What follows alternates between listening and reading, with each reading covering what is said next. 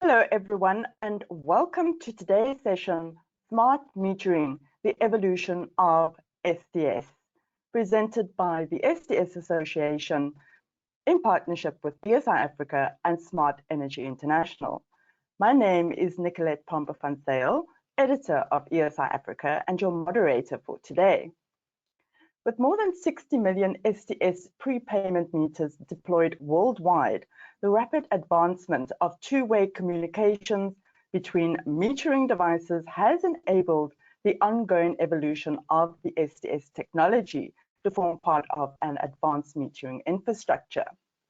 Joining me today are 4 STS Association experts who will discuss the evolution of the STS standard and the associated benefits, as well as the available enhanced functionality and technicalities associated with product certification. I'm pleased to welcome STS Association Directors Dave Tarr and Don Taylor, as well as Technical Consultant Franco Pucci and TID Project Coordinator Ricardo Pucci. Thank you, gentlemen, for making time for us today. Before I hand over to the experts, listeners, note that this is an interactive session where you can ask them your questions, your unique questions. And as we'd love to hear from you, we will start with a poll question. Listeners, I would like you to please respond to the poll question that is now going to appear on your screen. Organizers, if we can get the poll question up. So the question is, what is STS Edition 2? You've got 3 choices, and while you go through the choices and make your selection, I have a few housekeeping items. Firstly, the webinar will be available on demand after the session on the ESI Africa website, as well as on the NLET Africa Connect platform. Secondly, as mentioned, if you have a question for our speakers today, please feel free to send it through the Ask Staff a Question box on the right-hand side of your screen. Or if you are tuned in on the NLET Africa Connect platform, use the Q&A tab. You can also send any comments through. I will now hand over to Dave and his fellow experts who have prepared an informative presentation. Dave, you have the floor. Thank you very much. Good morning or good afternoon, wherever you are in the world. And thank you very much for taking time out of your busy day to join us at the STS Association for this webinar and discussion. I really hope that you're in good health today.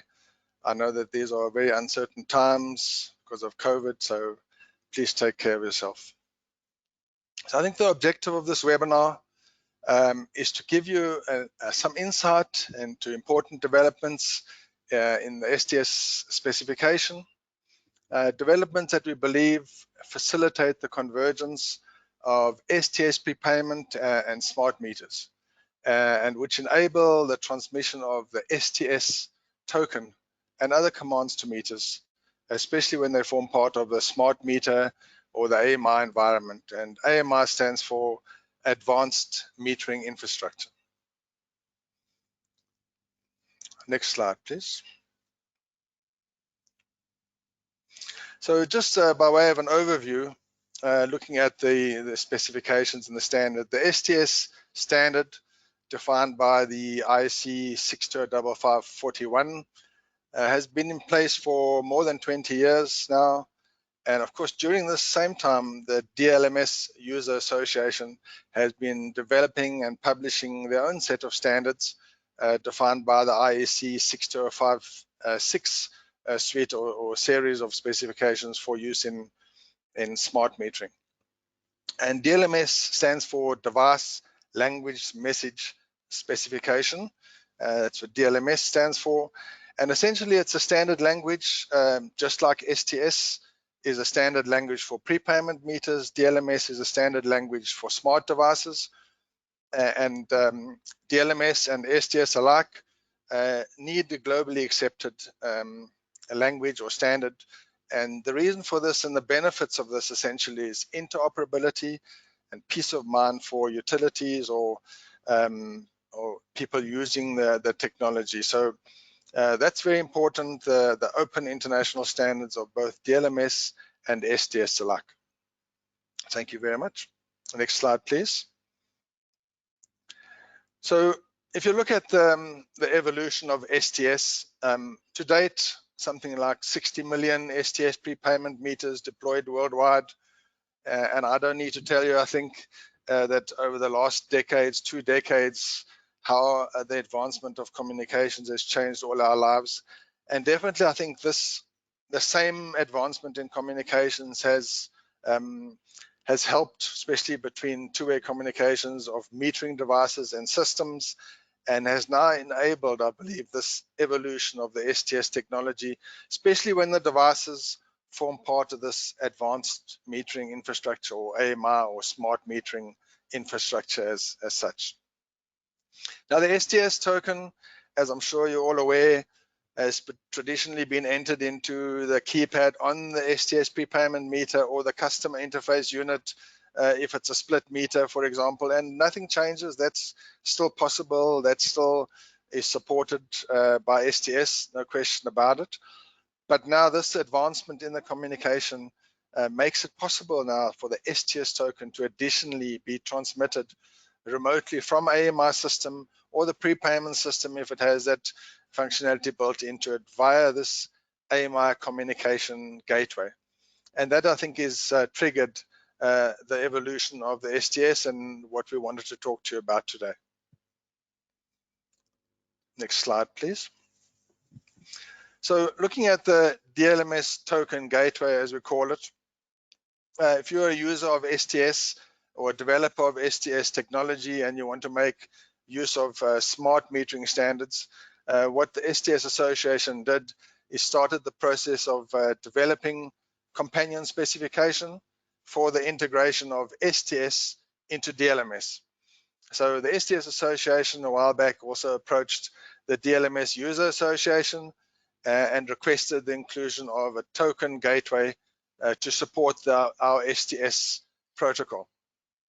So now, because of this effort and this work together with the DLMS Association, essentially the DLMS standards now include a token gateway defined by class 115. Don will talk about it a little bit later, but essentially that allows now the development of STS smart prepayment meters, because the DLMS standard now includes the token gateway in the specifications. And the STS Association has now actually published the companion specification known as STS 101-2, and that defines and supports the DLMS specifications and how to develop your meter to be a smart STS prepayment meter. Thank you. Next slide, please. So now looking at a little bit of a simplistic system architecture to give you a feel of where this all fits in.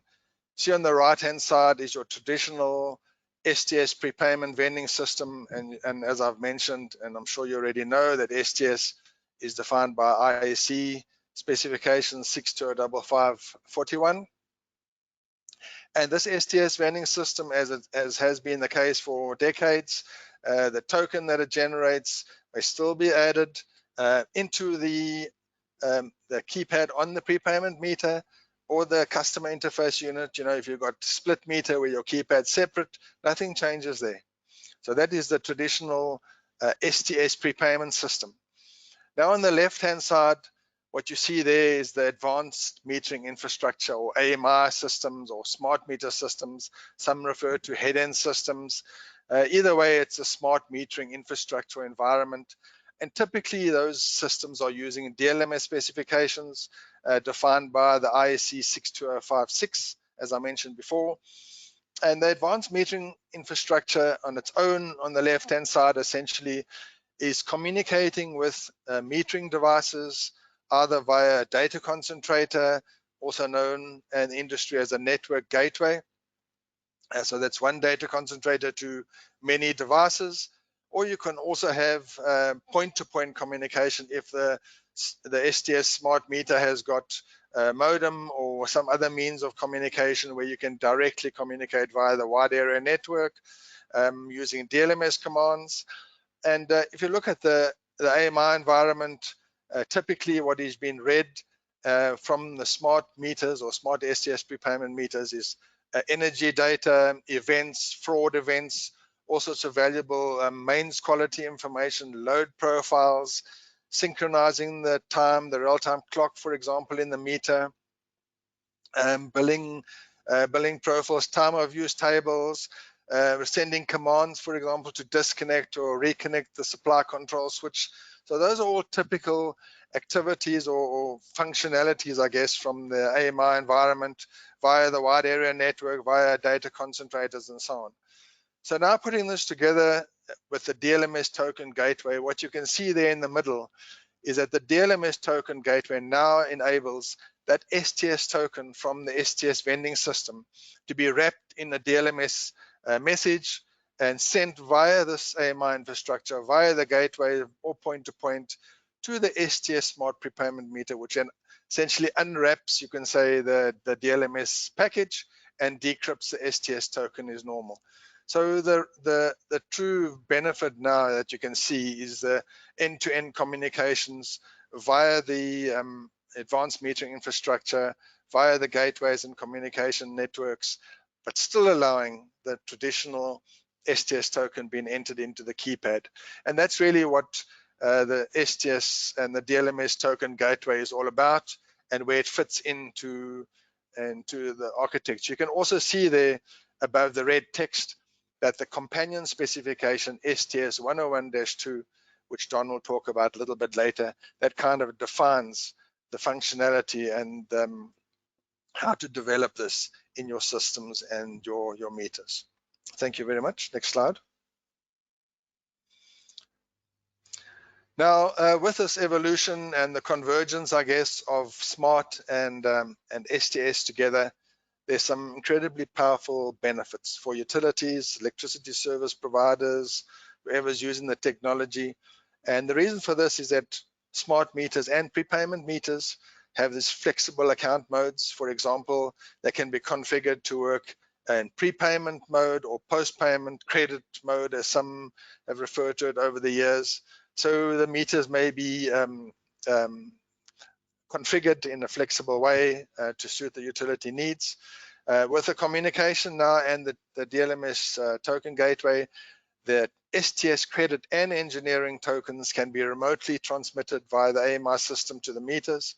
Smart meters typically have a range of load profiles and billing profiles and real-time clock and time of use tables. The remote auditing is also made possible by the communications network, which means the utility can sit at their offices, use the AMI environment to read information from the smart prepayment meter. And that translates, I think, quite heavily into improved and enhanced revenue protection. Pardon me. Smart meters also have events which have date and timestamps, like fraud events. If you take the terminal cover off the meter, it's logged. Prepayment events and very many other valuable events for utilities to analyze. Remote meter firmware updates are possible with smart STS prepayment meters, and of course remotely sending the command, DLMS command, to disconnect or reconnect the meter's supply control switch. That is very, very powerful and helps to reduce operational costs on the utility. You don't have to drive around all over the city to do disconnections, reconnections.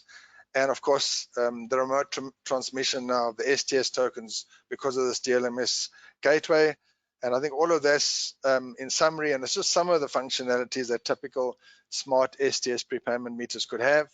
But you can see from there, I think, that you're combining smart and STS, unlocking very, very powerful and valuable benefits for users of the technology. Thank you very much. Next slide, please. So I think in conclusion from my side, and I've reflected a bit on the values and the benefits. STS, as you all know, and DLMS, as you all know, are both open international standards and specifications. And I think the convergence of these two together now supports the development now of smart STS prepayment solutions, two-way communications, combined with incredibly powerful smart meter functionality that I've mentioned. But the most important message also is that you're still able to retain proven STS specification, secure upfront revenue collection. It's very, very important for utilities. So I think I do see a very powerful combination of the STS and DLMS and smart together for the years ahead. And of course, the DLMS gateway supports, as we've mentioned already, the efficient and remote transmission of tokens, but TID rollover key changes also may be sent via the AMI network or AMI infrastructure. And I'm really hoping by now that you're aware of the TID rollover and the deadline, the 24th of November, 2024. If you're not aware of it and it's important to you, please reach out to STS Association so we can support you and give you some more information. Okay, so I really hope that that this has given you a high-level overview of the latest STS developments. Is what we wanted to communicate with you today and to share with you, and to give you an idea of how this evolution of the STS specification is bringing the world of STS and smart closer together and actually converging it into one powerful solution. And now I think it's important now to start unpacking the details of the relevant specifications. For example, the IC specifications and the companion specifications. And for that, I'm assisted by Don Taylor. Many of you already know Don. He's not only internationally recognized as an expert with respect to STS prepayment, but he also has a lot of extensive knowledge of DLMS and metering specifications in general. And thereafter, what we're going to do is close with Franco Pucci. Now, Franco is a technical consultant to the STS Association.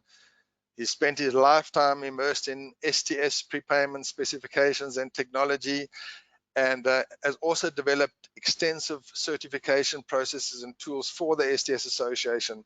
And that's why we wanted to include Franco also to explain a little bit about these processes and the tools for the certification of the STS token gateway. So from our side, just as an opening to get the discussion started and to give you all an overview, I thank you. And now I hand over to Don and then later Franco, and best of luck. And thank you very much for listening. Yeah, thank you, Dave, for that introduction. And good morning and good afternoon to everybody. Dave, you've given quite a nice overview of the functionalities, etc., etc. Let's open the bonnet a little bit to see what the standards contain that are relevant to this topic that we have on the platform today. On my first slide, I've got the list of standards that are relevant, and I'll quickly go through. The IEC standards 55, 41, and 51 are the traditional ones that we are all familiar with. I'll say a little bit more about this in a minute. The STS 101-2 is a companion standard for transmitting the token over the DLMS connection. The STS 201-2 is a COSM interface class that allows you to have a view down the DLMS tunnel into the STS functionality of the meter in terms of various attribute values, etc. Then we've got the 62056 standard suite, which is the DLMS COSM suite as published by the IEC. That's the 56-5-3, the 6 part 1 and the 6 part 2 form the application layer protocol, the OGUS codes, and the interface classes. Finally, and we'll say a little bit more about the companion specification. We've got an IDIS PAC3 standard, which is a companion specification for the DLMS implementation. Next slide for us, please. Thank you. So starting with the IEC 5541 and 51 standards, as I've mentioned, these are the current standards we are all familiar with. They have not changed much other than I can perhaps just mention at this point in time that 5541 latest edition has been published. That's edition 3 with enhanced security functions and the requirements that take care of the functionality required for the third rollover key change operations. I might just mention also that I noticed the poll has or indicates at least a very high percentage of the audience is familiar with STS edition 2. I just want to make sure that we are all, for those who indicated that they weren't aware, STS edition 2 is a suite of standards that include 5541 plus the relevant STS companion specifications, as I've mentioned, to enhance the functionality of STS 41 and the security levels. Okay, so 41 then specifies the transfer of credit between the point of sale and a meter, and part 51 specifies the 20-digit numeric token carrier for traditional entering via a keypad. The current status of this is that it is published, and both of these are available on the IEC website. Nicolette, the next slide, please. Okay, now we get to the nuts and the bolts of the actual part that does the transfer between the point of sale and the DLMS COSM meter is described in STS 101-2. This is the new part of the STS suite, which now specifies a new virtual token carrier to transfer standard STS tokens from the point of sale to the meter over the online connection to a remote DLMS compliant meter. Like Dave has already mentioned, it uses the DLMS COSM token gateway interface class. I wish to just note that the traditional keypad can still be used for offline credit transfers as a backup channel, and indeed that is the way that it is preferentially being deployed in areas that have already deployed DLMS COSM smart meters with prepayment functionality. The publication, we have just published this a day or two ago. I've indicated on the slide Q2, so we're just inside that margin. It's available, and we'll talk about, well, Franco will mention the certification processes that are available for it, etc., etc. So okay, let's get on to the next slide, please, Nicolette.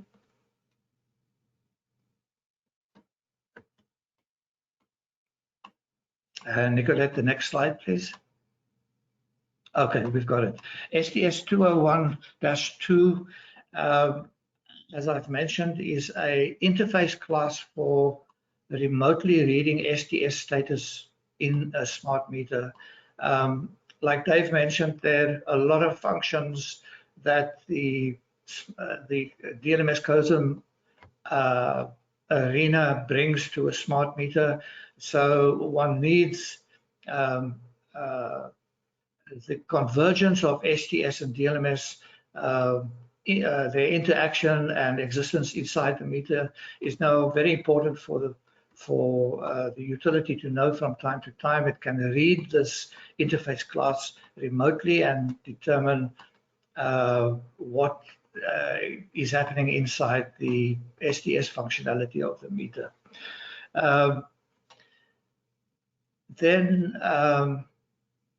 We've also got, which I neglected to mention, inside the latest edition of 62055-41, there are various extensions that are possible, and these are specified in STS 202-5, which is another companion specification to 5541. The STS 201-2, this interface class, has still got to be ratified by the DLMS User Association, but the STS Association has actually published the specification for trial use in the interim. So we expect to get the nod from DLMS User Association by Q3 of this year. Next slide, please, Nicolette.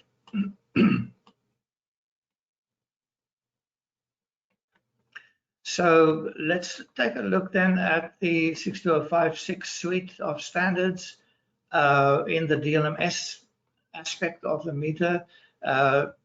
These are set by Part 5-3, which specifies the DLMS protocol and the services that the meter should be providing. Part 6-1 specifies the object identification codes of the instantiated COSM interface classes, and Part 6-2 specifies the generic suite of COSM interface classes as building blocks for implementing a smart meter. The status of this is that it's current, and it is continuously being updated by the IEC. So can we have the next slide there, Nicolette? I mentioned in the previous slide that Part 6-2 of the DLMS suite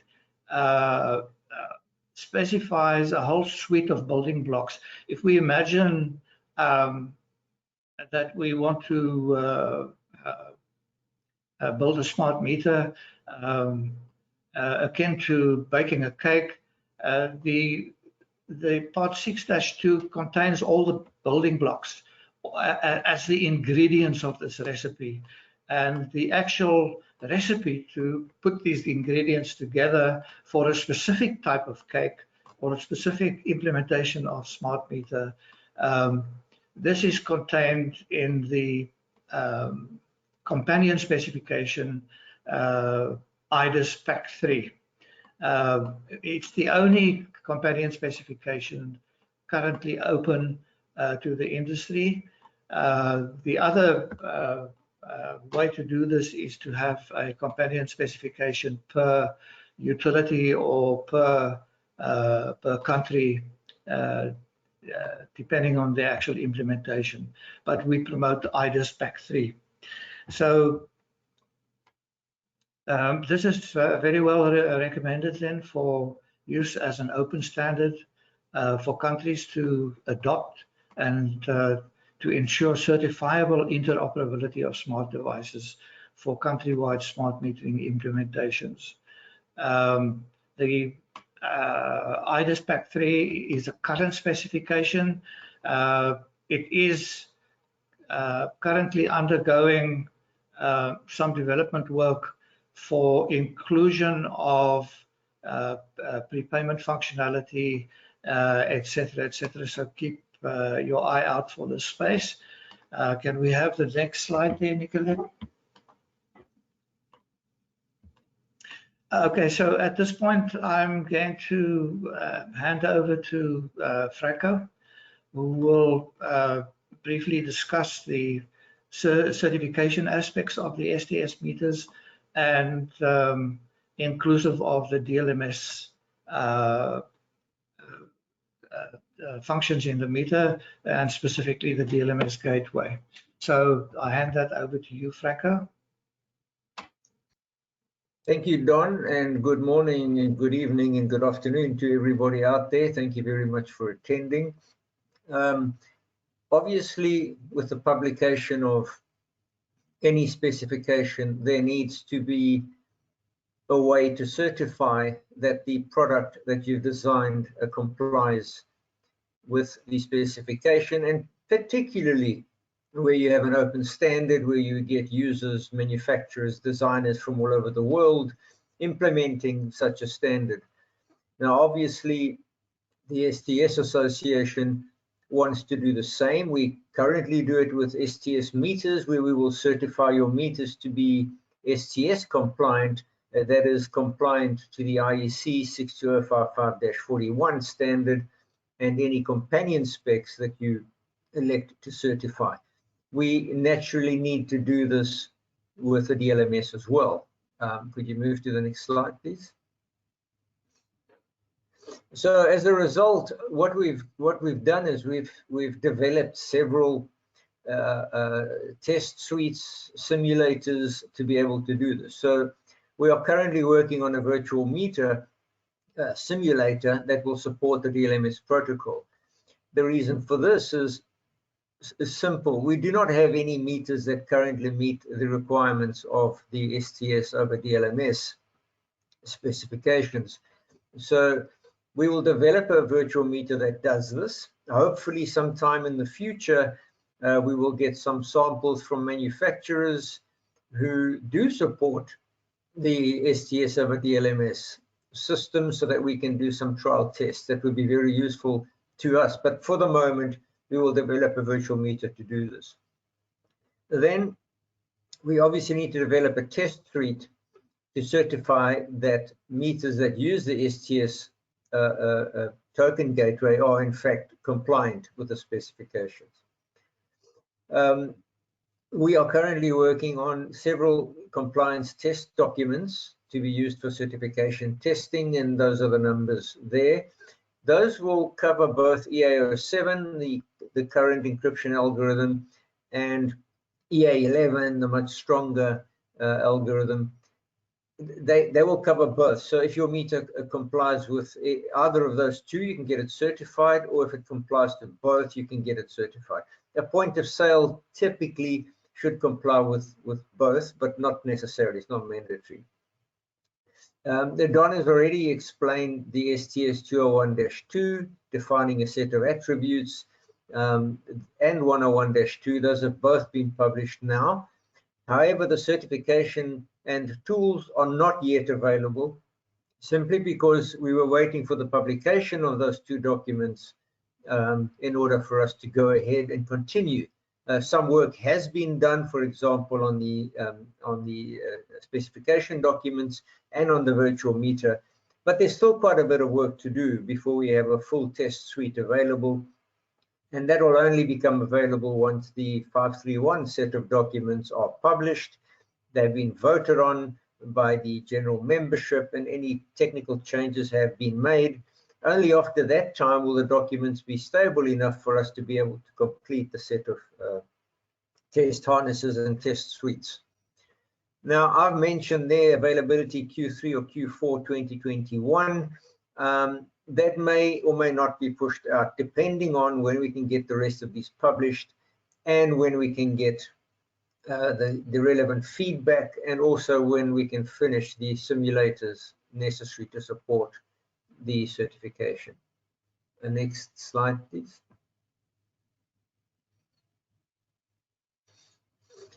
Okay, so in conclusion, the role of the association is to continuously maintain and enhance the technology to make sure that we will comply with whatever the latest standards are. And we saw this with smart metering.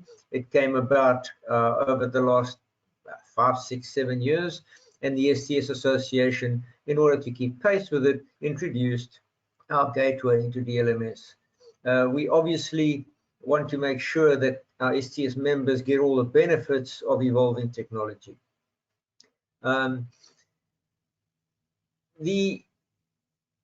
While the key management and certification of the products does offer peace of mind, obviously the communication is evolving, and we need to keep abreast with any new developments in the communication. And the STS technology is now doing this by making sure that we communicate all of these changes by whether it's YouTube video content or news announcements or webinars. And we would obviously appreciate any feedback that the members have or users of STS have, and even suggestions that you may have for other type of webinars or communication that you would like to see. So we hope that this latest enhancement will offer you the benefits you require and the value to the industry. And hopefully we can keep this going, specifically with your input on requirements. Thank you very much for attending.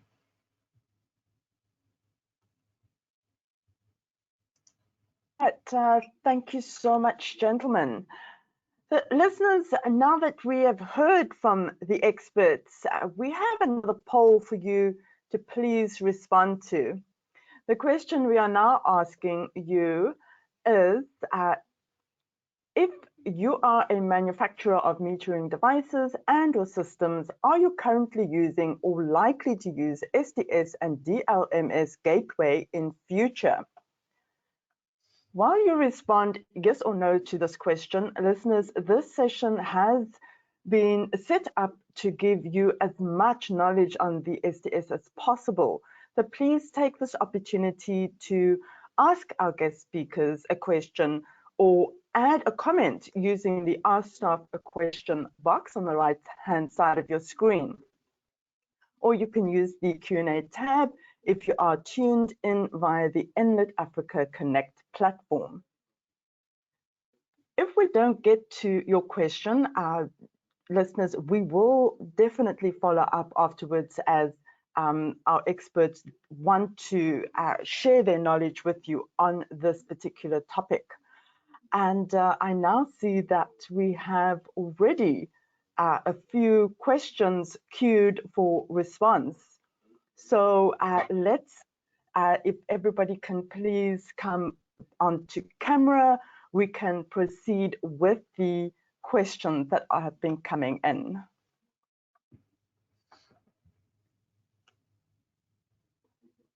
All right. The first question that I have goes to Franco. And this is, what are the benefits of following open standards in the smart metering domain? Franco. Thank you, Nicolette. Well, I think to answer that is probably better done by way of an example. If you can imagine your TV breaking down, you purchase a new one, but it cannot receive the signal because it's on a different standard to your national transmission. An open standard ensures that anybody can buy a piece of equipment from anywhere, and it will work with the system they have in place already. The IEC is such a body, and there are others. An IEC standard means that anybody can purchase that standard and implement the system. The STS, when it was first created, well, prior to STS, was not an open standard. It was proprietary, and it gave a lot of people a lot of headaches, because every manufacturer would make a meter and the meter would not work with the vending system. It then became an open standard, sent to the IEC and published as an open standard. What this means for you as a user is that it doesn't matter where you buy your meter from or your vending system from. it will work in an STS environment, and it gives you enormous benefits. It gives you enormous pull with your manufacturer, and it keeps the manufacturers innovating, because now that everybody's system works together with everybody else's system, they have to innovate in order to get the market. But as a user, you can rest assured that the product you buy will work with the product you already have. So that is probably the biggest benefit. There's also a secondary benefit, is that if it's an open standard, there are a lot of people working behind the scenes to improve the standard. There are working groups. There's feedback from around the world on possible new requirements, which are all taken into consideration and which are all answered if possible. So there's also that benefit, as opposed to a proprietary standard where you have one person or one company handling all the specification changes. I hope that answers the question sufficiently. Thank you so much, Franco. I believe that was a very good response and showing the benefits of having it as an open standard. Don, the next question to you. Why is there a need for a companion specification in relation to DLMS COSM implementations? Yeah. Okay, I did mention something to that effect during my presentation. DLMS COSM, if I could use another analogy, is like a set of building blocks, like Lego blocks with different forms and shapes, etc., etc. And you can put these together to form complex functions, depending on your specific implementation. So utility A may require a very specific structure for complex tariffing, for example, and load profiles and so on and so on. Then utility B may say, I don't like that that way of doing things. I want my building blocks to be configured in another particular way, because my complex tariff looks different. So somewhere that part, because the flexibility of DLMS COSM allows that differentiation, then that part of the specification of how this thing must operate is actually then got to be published in a companion specification, which is submitted together with the tender documents, so that the meter vendor that is going to supply against this tender is able to have an exact specification, let's say a sub-specification of the DLMS COSM open standard. That will ensure that any vendor, any set of vendors can implement it in exactly the same standard way. I hope that answers the question. Right, thank you so much, Don. Franco, back to you. Why has the STS Association decided to integrate STS and DLMS COSM as opposed to any other standard? Well, I think it goes back to the open standard question I've just answered. Both of these are open standards. The STS is deployed worldwide and has served its market for over 25 years.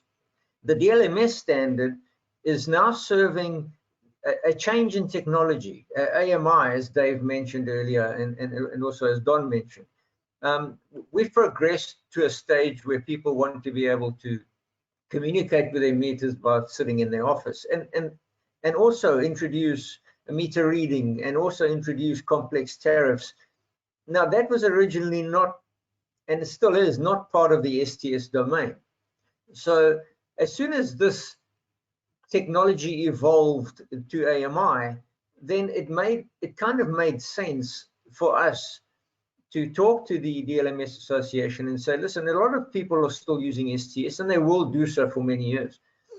Is there a way for us to integrate in with AMI And of course there was. So we approached them to make sure that once again we served our STS customers. If they want to go to smart metering, they can do so with peace of mind, and they are assured that they can keep the STS functionality, keep the vending systems they've already spent a lot of money on, and the infrastructure, but gain the advantage of smart metering. Thank you so much, Franco. A question for Dave. I see your system architecture shows the AMI HES sends the DLMS message or data to the meter via the network gateways or point-to-point. If I don't have an AMI system, can I add the functionality to my STS vending system to send the DLMS package of the STS token vended via my own communication infrastructure? Dave? Yes, thank you very much, Nicolette. I think that, yes, as I showed there, even though you still can manually enter the token, as we said, as it has been the case, the important thing is that in the case of DLMS communications via other communications network, it's important then that the STS token is wrapped in the DLMS message according to how the specification defines it. And whether it goes from your vending system point of sale via your communication network or from your vending system to a head-end system, which then sends it via the communication infrastructure, either one of those is supported. And I don't know if Don wants to just support that comment, but that's the way I understand that it's possible. Thank you very much. Don, yes, I can just reiterate that I want to combine one of the questions that that came through that asked about the gateway and the question around or the implication that this gateway is another piece of hardware. It's not another piece of hardware, it's a software functionality that is part of the meter. So although we talk about the gateway, etc., the gateway is the target point in the software of the meter, and you can send that either directly via standard network communications or via the AMI infrastructure like Dave mentioned. Yeah, thank you both for responding to that question. Don, another question here. Will I get a certificate of compliance from the DLMS UA after the STSA has done the certifications? The short answer is yes. A little bit longer answer is that there are now multiple levels of certification required. The one level is to test for the functionality of the STS side of things in accordance with STS 101-2. And then there's another level of certification required, which is done by the DLMS User Association. That is, when you submit the meter to them, they will test whether you have actually implemented the 62056 suite of requirements correctly. So it will go to both parties at some stage. Thank you so much. Franco, when will the STSA be ready to do certifications, and has the DLMS UA accepted your specifications? Well, the short answer to that is, in fact, something I already spoke about in my presentation, that hopefully by the end of this year, we should be ready to do certifications on 101-2 and 201-2. However, this is not yet certain, so it is a tentative date. Then the DLMS UA has not yet approved our specification 201-2, as Don mentioned in his presentation, but we have approached them to do so. So we obviously need to wait for the DLMS UA to give us the go-ahead, but we don't foresee any problems. All right, thank you so much. We've got a lot of questions that have come through, and we've got 10 minutes remaining, so I will try and get through as many as possible. Let me just, so Don, we've got a question here that says, why do we need a DLMS gateway, which is additional hardware, if the meters communicate directly via a modem attached to the meter? Is it possible, is it possible to implement this using the modem that directly connects to a WAN? Yes, I alluded to that in my previous comment, that we are not talking about additional hardware. It is, in fact, just a software component that lives inside the meter, and it is transparent to which modem you are using. So it sits on top of the communication stack, utilizing whatever connectivity you have from the meter upstream to the head-end system. All right, thank you. And I have a question here. How are telco providers advancing their communications strategy for each two smart connected devices, meters, in their IoT plans? Are we comfortable there is alignment? Who would like to take that question? Well, we can't answer that, I'm afraid. You know, that's completely out of our jurisdiction. I mean, I'm presuming, and I think the other panelists will agree, that all of these people are keeping pace with technology just as much as we are. And the need for data is growing significantly and will grow significantly over the next few years. So they have to make the plans to keep up with world demands. But you know, it's difficult for us to give a precise answer on that question. Sorry, can I just interject there and add on to what Franco says? The actual lower layer standards that are applicable to networking is in the domain of the DLMS User Association.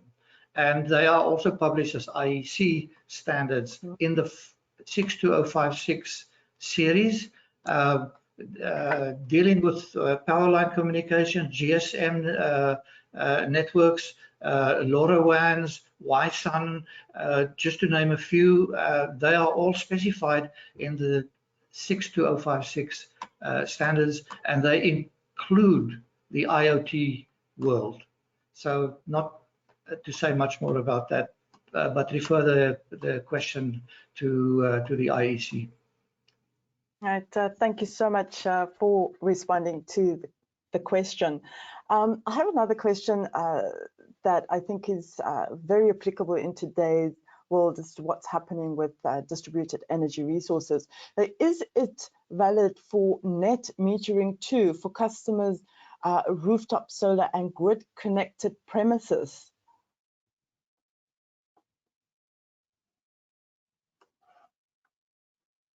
Don, would you like to take that question? Yes, I can answer this, and I will refer back to the IDIS companion specification Pack 3 that I mentioned in my presentation. IDIS Pack 3 contains a solution for net metering, implementing DLMS COSM.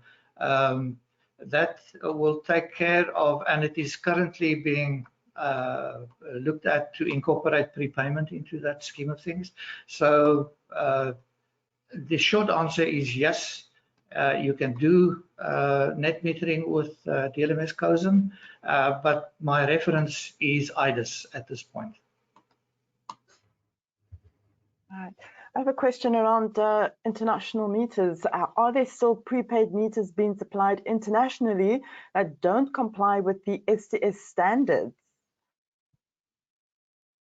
Well, they can't be STS meters that are supplied if they don't comply to the STS standard. If they have not been certified by STS, then they are not STS certified meters. However, there's still STS meters that are certified going all over the world. And in fact, the majority of manufacturers are distributed all over the world. So yes, the answer is there are plenty of STS meters going all over the world, but any meter that is not certified by the STS Association cannot be called an STS meter. Right, thank you. So in the presentation, there were benefits that were mentioned. So this question says, some solutions adopt the prepaid question MDM system in AMI without STS or keypad for token. What other advantages could STS offer over above mentioned solution, MDM? Who would like to take that question? Nicolette, maybe I can just comment initially and then maybe supported by Don, but I think the one important benefit of STS is that the account is in the meter. Should there be no communications, the prepayment account is still in the meter and doesn't rely on the actual communications network. So that for me is the one advantage of the combination of STS prepayment and smart. And when you have STS prepayment, you have the account in the meter, and the smart side of the functionality and all the DLMS functionality, like Don was saying, like for example, time of use or load profiles, even where the prepayment credit can be in the load profile. Those are all value add functionality that smart meters bring that combine with the STS prepayment functionality. That's the way I see it on that question, Nicolette. Thank you. I can just perhaps add another aspect, which is the question of security. The STS provides another layer on top of the IEC standards, which is a key management service. The vulnerability of any system that employs cryptography lay in preserving and securing access to these cryptographic keys. When people implement their own solutions, such as like in an MDM situation, for example, those are normally proprietary algorithms that they use and open to attack from fraudulent activities. I won't go much more into detail, but that's the avenue that people really need to answer their question is, how secure is my system regarding the protection of these cryptographic keys?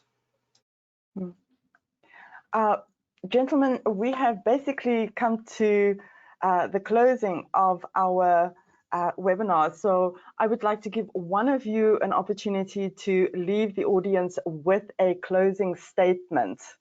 And I will ask Don to please give a last thought. Yeah, okay. You know, just looking back over the session we've just had, it's clear that there's a whole domain of smart metering entering the world, just about on every front. The bottom line question is, which technology do I choose?